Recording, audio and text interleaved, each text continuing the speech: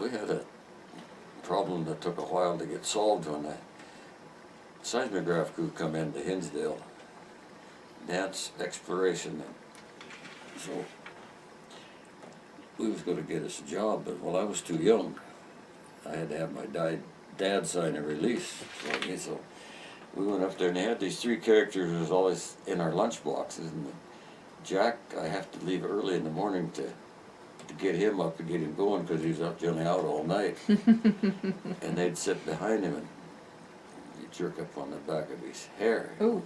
I said, "Boy, you guys don't know what you're doing. You don't know what town living Poking the bear. Yeah. So they had the kid that was on the guy that was dynamiting the holes quit. So this guy got to pick whoever he wanted, and he picked me. It made these other three guys mad because they'd been there longer. So we're out there one day and hot. And on Friday, if we got done early, we'd go home. And this kid come along and we had geophones at the time, which you go and string out this big long cable and hook these, dig a little hole and hook these jugs onto them, and then you had to go pick them up. Well, they said yeah, I'm not going to pick them up, it's too damn hot. I said, well, I'll pick them up, I want to go home. So I went and picked them up. When I come back, I seen these orange peelers on the ground. They was in my lunchbox when I left, the whole orange. Mm. So him and I had a few words, and Jack got the other two in the crew the same day. We never had any more trouble with them boys after that. And when I got done, I told my boss, I said, "In the same," I just about bit my tongue off. I said, "And the same goes for you." And he was an ex-pro boxer. Oh. We used to spar around a little bit up there. He done most of the sparring, and I went around. He never said a word. He knew what was going on, I think. But they left us alone after that. Hmm. We'd take off from Hinsdale and go north in that whitewater country. And it was up there, and this dynamite come in 5-packs, 5-pound sticks like that, and then you could hook them together and have a big old long string to reach from here to that window and stuff them down the hole and then set them off. There'd be rocks flying up in the air, and most of the time it was under the truck. We was on this side hill, and there was a guy down there raking hay with a team of horses and a dump rake.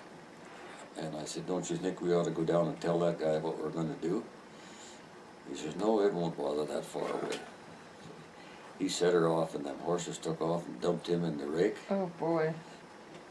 Well, it tripped and let him out, but he couldn't talk English, couldn't talk American. His wife came out. I went down there and caught the horses and unhooked them and put them away. And he said he's all right. He couldn't speak English. Oh jeez. Well, imagine what would happen nowadays if somebody done something like that. They'd own that seismograph company. Yeah, no kidding. Probably lucky you didn't kill him somehow. Yeah, well, in that rake. I think it skinned him up a little bit, but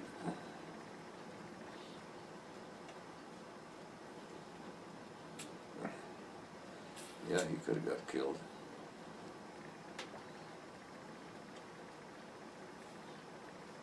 I don't know what he was, German or something up in that country, but and outside of that, I don't know too much about that North Country. Johnny Mogan might, but yeah.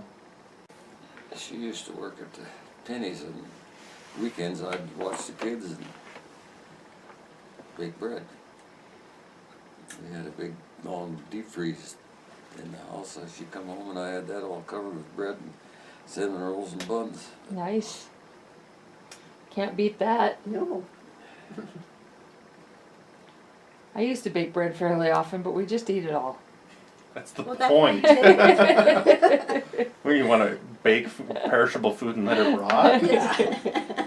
I had an uncle that lived in Glasgow, and I think he knew when my mother baked bread, which was almost every day, but he'd come out, and we was milking cows at the time, and he'd take that separate it and take that big thick cream, Mm-hmm. put it on that fresh bread with sugar. Yeah, you don't get much better than that. Did you guys have cows just for yourselves, or did you sell some cream and stuff When too? we moved out here, we had, was our spending money, was our cream and our eggs. She'd take them to town when she went to work and peddle them around. My mom used to take milk to town, and we always got the Schwan buckets, you know, the big Schwan containers, or sometimes the big pickle jars, and that's what she'd put the milk in. Well, pickle jars were fine because you could Yeah. put the lid on pretty tight, but those Schwan buckets, if you hit a turn just right or bump just right, it ended up tipping. And we had, my dad went to town, decided we needed a new car, and I said, Dad, I don't care what you get, just make sure it's red. So he comes home with a little red Volkswagen Rabbit. Wasn't exactly what I had in mind, but I thought it was the neatest car, but it had no air conditioning, Oh. Oh, and it was just tiny. And at that time, I think my sister was in high school and I was in junior high, and my brother was in grade school, and so we were not tiny anymore.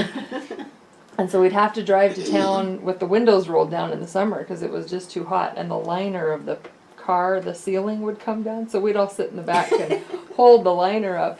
And I remember my mom hit a bumper or a turn or whatever and spilled milk all over the back end of that Rabbit. And so then from then on, this all summer long, it just smelled like sour milk. And it was not my favorite vehicle. well, we had, I don't know, 3 or 4 cows we milked, but, and separate, and she'd take the cream down and, I don't know, I guess maybe you can't do that anymore. And the eggs, and we had our own meat. We had pigs and beef. We got by all right, but I got so that it used to be there was a lot more people here at the time. And on Sunday morning, if you didn't want to have a house full of company, about 15, 20 people for dinner, you got up and left before somebody else got there, and you went to somebody else's house. It was a contest to see who could get to whose house first. Well, then, when you started doing something, you know, if you go in the afternoon to visit, then you got to get home and milk the cows. Well, I thought, oh, there's a remedy for that. I never did wean the calves. If I wanted to go someplace, I just turned the calves out, Yep. let them milk them. That's what the last couple of years that we had milk cows. We had 2 milk cows, and we had 7 calves. And we just turned them 7 calves in with them Oh, 2 cows. the neighbor short of calves, was he? I couldn't tell you. Yeah, that was not my department. I didn't mind milking them. When we were kids, my sister done most of the milking in the harvest time when we was out in the, cutting the grain. But we had one cow there that she'd kick me 3 times before I could get out of the way, and my sister go and milk her, and she never moved. She didn't like you much. Huh? I guess not. I didn't like her much either. Feeling was mutual. I didn't want to. I'm getting to the age now and don't feel too good most of the time, and I might have to sell them. But I kept them, she says, so I didn't have to go south for the winter. Yeah, there might be something to that. Method to his madness. Yeah. It's pretty hard to get rid of all of them. It's kind of Oh, nice to yeah. have a few of them around. They're not, well, I guess the only problem is that grass over here is better than what's on this side of the fence where they're supposed to be. Always. They like to lean over and push the fence down, but I haven't had any trouble with the fence crawling. I went over They're there. just making your fences crooked. Yeah, pushing the wires down, and I went over to get them last year, and over north of Russ's house. But over there, and the gate's about that high off from the ground. The cows was all standing there. The flies were terrible. So I opened the gate, and I generally take some cake with me, and I got one cow that I call Snoopy, and she's generally wanting some cake. I said, hey girls, you want to go home? And they just all took off, and they never even, here I'm standing with that cake, and not a one of them even looked at it. And they beat me home. They were ready to get away from the flies, huh? Yeah, I don't know why they didn't. Did you ever do much hunting? Me? Yeah. Not anymore. used to, but I haven't done much. I got to shooting that long range black powder stuff like that. You ever heard of the Quigley shoot? Sounds familiar. At Forsyth. Oh, okay. Last year they had over 600 shooters down there Oh, wow. from all over the world. That's long range shooting? I got a buffalo hanging from the grain auger up here that's 700 and some yards, but most of them other ones are around 800 yards. But these last few years I haven't shot much because she keeps making me go to the doctor. I had carotid artery plugged up, I had to have that, Ooh. so they wouldn't let me shoot. I had a complete shoulder replacement. I asked the doctor if I could shoot my rifle. He said, yeah, if you can get it up there, you can shoot it. Well, I couldn't get it up there. Oh, darn. So then the next thing was 4 bypasses. Right. So You maybe have had your share now. You could then be I had done. cataracts taken out of my eyes besides my knee operation. Bionic man, huh? No, Don't feel much like the bionic man. no, I haven't. Yeah, my mom just had her shoulder replaced last summer too. She fell and broke her arm up into her shoulder. She did a good job. But she did pretty well getting. They did a reverse shoulder, they call it, and they said she wouldn't get much motion, but she can get it up. They said she probably would never be able to raise it past horizontal, but she can get it up a little higher. Well, mine bothers me once in a while. Yet they stuck a chunk of iron in there, pounded it. I said, "What the hell did you do? Take a saw and saw that off, and take a 4-pound hammer and drive that in there?" Pretty He just much. grinned and said, "Yeah, just about." Yeah. I know they have those shows on that you can watch and see just how they do those surgeries. I don't think you want to know. No, I think it's pretty rough. Amazing what they can do, but I don't want to see it. No. this deal here, I guess I was 5 years too late. Well, they said I should have died. This here deal, they said your condition would have killed most people.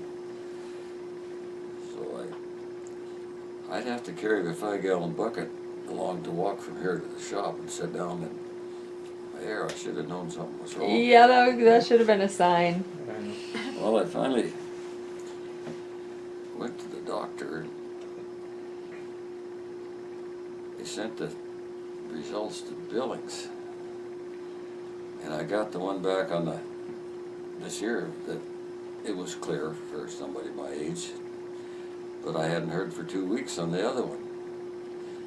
So Teddy and we went down and seen Dr. Armstrong for a follow-up or something.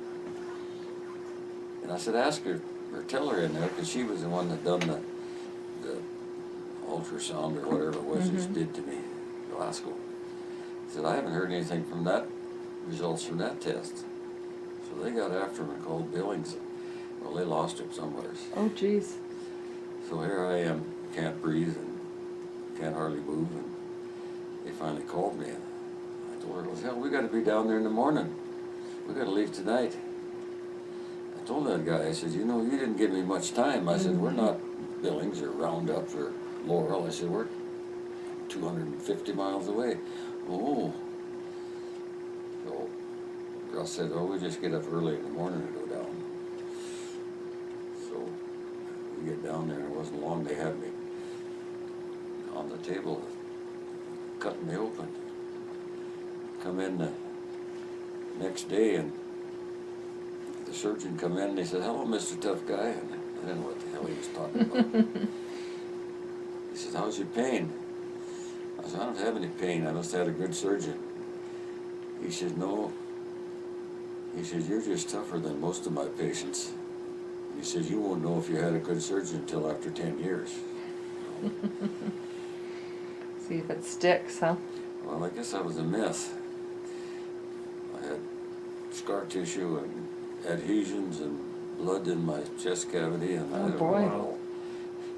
Teddy was going to let me read whatever she wrote down there, but she never has it. So did you feel amazingly better after you got healed up and? Well, a little bit, but not really. I haven't been able to do anything since then, really. Russ has been had anything to do here. Russ only did it. Takes a long time to It seems like get that strength back. my brother-in-law had some Appaloosa horses. I don't know whether they're both stud horses or what, but he wanted to bring them out here and have Russ ride them. I said, no, I don't want them expensive horses out here. I said, something will happen to them. Well, he talked Russ into riding this one horse for $50 and a new pair of boots. And they're supposed to be gentle and halter broke. If you don't know my brother-in-law, well, you don't believe all that. Every time I went out in the curl, they just take off running. So one day I must have been kind of cranky and kind of stupid. I front-fronted this one, what I looked like the best horse to me, and I was alone, which was dumb. And I hobbled all 4 feet. I had a set of hobbles with a ring in the middle. And I went back and hobbled all 4 feet. Then I just go in the curl and I just run at him until he fell on his nose, and then he finally got so he'd stand still. Well, we decided we were going to go north with our cows. Thought we should maybe ride this horse. Russ said, how are we going to get a saddle on? I said, oh, we'll just tie up one hind foot, put the saddle on, and I hooked him onto my big old horse, and we went out here and rode him around and drug him around. And Lloyd and Evelyn stopped. So we come back in, and Russ said, how are we going to get the saddle off? I said, we'll just tie up a hind foot again. And Lloyd said, oh, I'll take it off. And he goes up and gives it a lathe, go a jerk, and that horse goes straight up in the air and comes down with his head in my chest. Oh. And I'm sure that killed me for a little while. So that was probably part of the scar tissue in that instance. And I'd had some other things like fell off in the house. And little things. Yeah. Just typical ranch life. I was going to do that there, tuck and roll like they do in the movies. I did and drove the shoulder into the ground, and the ground is hard out here. So that explains the shoulder too. Yeah. But I had a pair of hard man-made soles on my shoes, and I got 2 flat roofs that I could have got onto, but I generally put my overshoes on. Instead, I go up this one here and crawl up there and just get off in the ladder and start sliding back down. I just busted this elbow all up. When Russ and Teddy got married, my hand and arm was black. Here, I jumped off in the back of the tractor and then Heston, and I put a piece of angle iron up there to tie the hydraulic hoses to. And I just hopped off the back end and come down on that angle iron. Ouch. Chipped my elbow. Well, I didn't want to land on that, so I turned around and dove off of that. It's been a hard life with him. Lots of trips to the doctor, huh? Yeah. Yeah, I did go to the doctor, but they could never find nothing wrong right away, it seems like. I went several trips and they've done lots of tests, and I went back to him to get the results of one, and he'd done the EKG, and he was looking at it and he said, you must have to work once in a while. He says, you know, I can't find a goddamn thing wrong with you. Well, I said, I know what's wrong. I said, I'm sore here because I fell off in the house. I just tore things loose there. And Russ and Teddy was living in town at the time. So I stopped down there and was going to eat dinner, and they weren't home, so I went over to my uncle's and had coffee, and went back to Russ and Teddy's and had some more coffee and eat dinner and come home. I just got sick all over again. I went back and told him that next time that I don't know what it was. I'm sore here from falling off the house, and I'm sick because I drank too much coffee. So I quit drinking coffee over a while, and now I can drink coffee again if I don't make a pig out of myself. Yeah. It's a little hard on your stomach. Yeah, heartburns and stomach trouble. Donnie Christian, I used to sit down and drink a couple pots, and no one ever seemed to bother me.